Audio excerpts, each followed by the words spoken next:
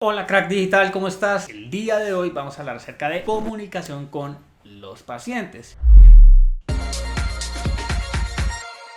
Digamos que este es un tema que suena muy obvio, ¿cierto? Si uno habla con pacientes, pues simplemente habla con ellos y ya. Sin embargo, lo que ocurre con esto es que la mayoría de la gente ni siquiera tiene idea alguna de cómo hablar. Entonces, por alguna manera, ¿cierto? Me parecía muy pertinente hablar de este tema. Porque, ¿qué fue lo que pasó? Antes de arrancar a hacer este video, yo lo primero que hice fue meterme a Google y ver exactamente de qué estaban hablando las personas cuando hablaban de comunicación con los pacientes. Entonces, me metí ahí, busqué, leí y vi que si bien la información era muy valiosa, hablaban acerca de cómo tenía que uno dirigirse al paciente, cómo debía hacer la comunicación verbal y no verbal, creo que no abordaban el punto más importante, que es qué palabras salen de tu boca. Porque no es lo mismo si yo hablo de comunicación, ¿cierto? Utilizando palabras muy técnicas, así utilizo un lenguaje mundano del día a día como el que yo estoy usando hoy en día. Entonces, parte de lo que yo quiero hablar aquí es, uno cómo debería comunicarse con los pacientes. ¿Por qué es importante tener esto en cuenta? Según Daniel Kahneman, ¿cierto? Premio Nobel de Economía, no recuerdo muy bien, Santiago, pero voy a tener que poner la fecha ahí, creo que fue el 2001. Tiene un libro muy bueno que se llama Pensar rápido, pensar despacio, y dentro de este libro él dice una estadística muy interesante, y es que el ser humano el 84% del tiempo está pensando de una forma irracional. ¿Por qué decía esto? Porque muchos de los libros y la academia económica decía que el ser humano toma decisiones racionales en términos económicos, pero no es tan así, y Daniel Kahneman, cuando saca esta estadística, saca a relucir el punto en que la mayoría de la gente toma decisiones irracionales. Bueno, y este que tiene que ver con comunicación. Primero que todo, hay que entender que el cerebro, cuando estamos hablando del cerebro, tiene una parte en donde sentimos y otra en donde está la parte verbal, ¿cierto? De lo que decimos.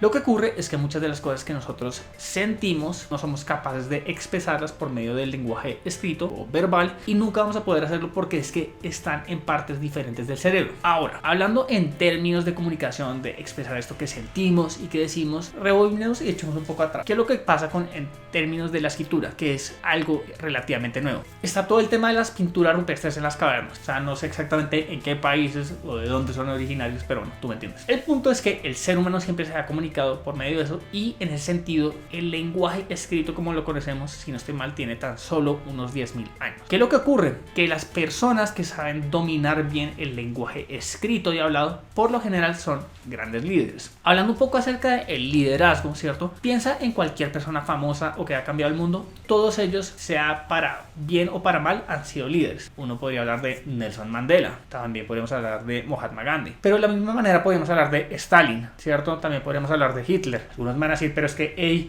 un líder tiene que hacer acciones positivas. Dejando de lado esas como semánticas y connotaciones, yo quiero hablar de el poder de influencia que ellos tenían. Alguien que comunica de una forma efectiva y asertiva tiene la capacidad de no solo liderar, sino de influir en la toma de decisiones de las personas. Yo no quiero que este video sea muy político, pero por ejemplo, hablar de Donald Trump para mí es muy llamativo, porque muchas de las personas dicen que él es estúpido porque habla como un niño de 11 años, pero la verdad es que esa es una habilidad que muy pocos poseen. Hablar y utilizar un vocabulario que un niño de quinto, sexto, lo que sea, eso es muy jodido. Y entonces, todo esto está muy chévere y dices como, bueno, está muy interesante, pero esto que tiene que ver con lo mío. ¿Cómo funciona normalmente una cita en un consultorio? Santiago, siéntese acá.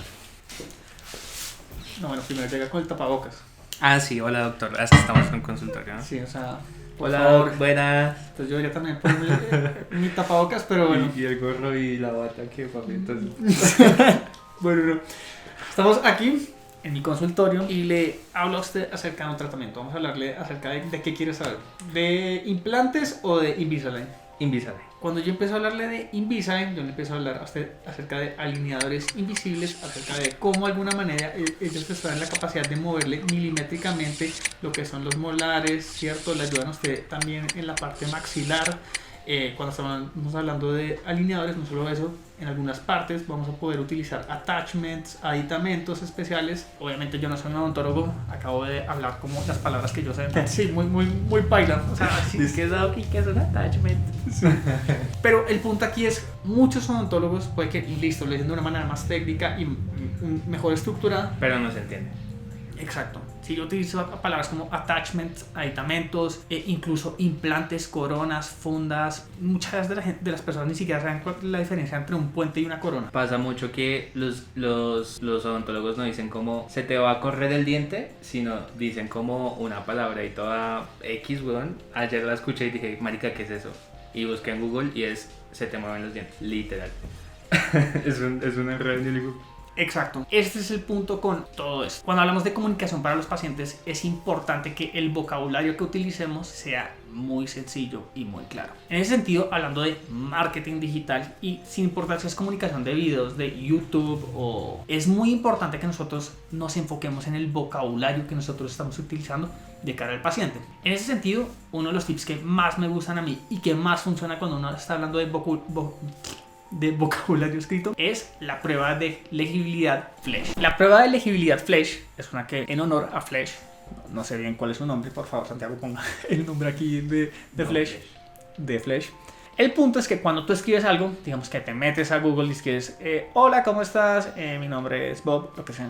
Flesch, ¿cierto? Evalúa la facilidad de tu escritura. Y de acuerdo a eso tiene una tabla en donde si tu puntaje es de 90 a 100, es que es muy fácil de entender. Cualquiera lo puede entender. Si es de 80 a 90, fácil. Si es de 70 a 80, relativamente fácil. 50 a 60, ok, no tan fácil. Ya de 30 a 50 es cuando empiezas a tener un vocabulario de un estudiante universitario, y menos de 30 es un lenguaje de posgrado, doctorado, maestría. ¿Por qué menciono esto? En mi agencia de marketing digital, muchas de las veces lo que tenemos que hacer es subir los blogs para posicionar a los clientes en términos de SEO. Y cuando recibimos esos textos, muchas de las veces tienen un puntaje entre 30 y 50. Más allá de la redacción, de cómo está escrito, no deja de ser cierto que las mismas palabras que está utilizando el odontólogo dificultan la lectura. Y una cosa es que yo lo entienda, pueda cambiarlo para que un odontólogo lo escriba en un lenguaje humano, pero otra muy distinta es que llegue un paciente que no tiene ni idea de odontología, lea eso y diga de qué putas me están hablando.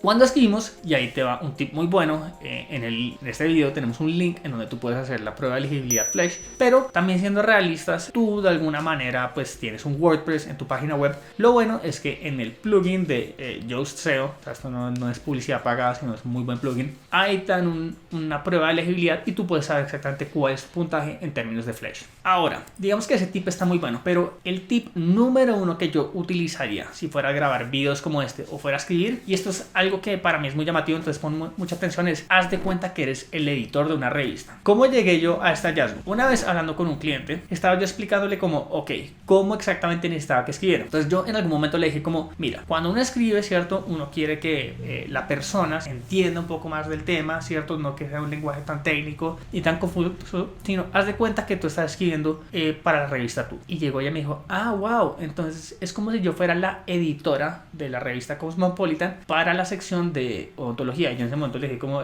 sí, no, súper bien, sí, seguimos hablando del tema. Pero a mí me quedó grabado eso. Y me pareció muy clave porque yo necesito que tú te metas en el rol de que tú eres el editor de una revista y tú quieres llamar la atención de alguien. Porque ¿qué es lo que pasa? Más allá del lenguaje técnico o no técnico, de qué tan fácil o difícil hablamos, la realidad es que a nadie le gusta sentirse estúpido. Cuando yo hablo de marketing, ¿cierto? A mí no me gusta entrar con tantos tecnicismos porque si la persona siente que el tema está muy complicado, dice, me estoy sintiendo estúpido o no estoy entendiendo y se va. Así funciona siempre. Y lo que ocurre es que si tú escribes como un odontólogo, hablándole a un odontólogo o a un paciente, lo más seguro es que ni siquiera te esté entendiendo. Pero si tú hablas como en tono de editor de revista, probablemente lo vas a estar pensando, consiguiendo desde cómo puedes hacer para que el tema sea llamativo para él o ella. El solo hecho de pensar de esta manera va a hacer que tu vocabulario y tu forma de expresar cambie de forma tal que la comunicación con el paciente sea mucho más clara y asertiva. Y por último, ¿cuál es la mejor manera para comunicar de una manera clara? Cuando estamos hablando de escritura, hay muchos que dicen, oye Luis, pero es que yo no escribo bien. Pues obvio,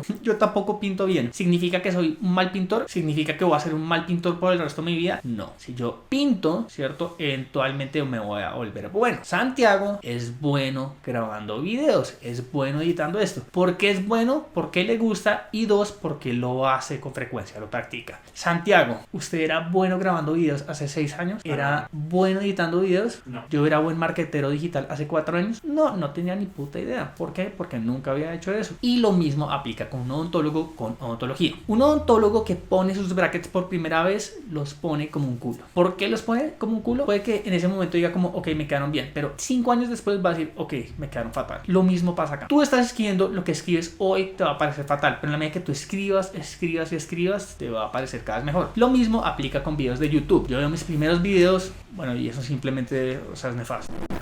Hola crack digital, soy Luis Naranjo Duplat y en este video de hoy te voy a enseñar todos mis tips y trucos de cómo tener una buena foto de perfil en Instagram.